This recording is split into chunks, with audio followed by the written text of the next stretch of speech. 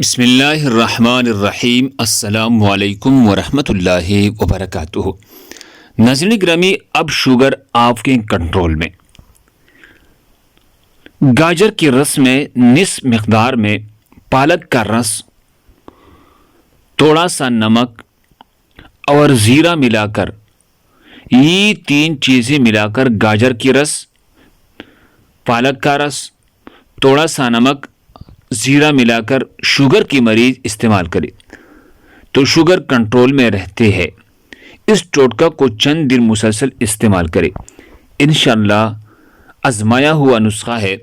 اللہ کی فضل و کرم سے آپ کا شوگر حد درجے کنٹرول میں ہوگا۔ دوسرے مسلمانوں کے فائدے کے لیے آگے ضرور شیئر کریں، ہمارے چینل کو سبسکرائب کریں۔ جزاکم اللہ خیر۔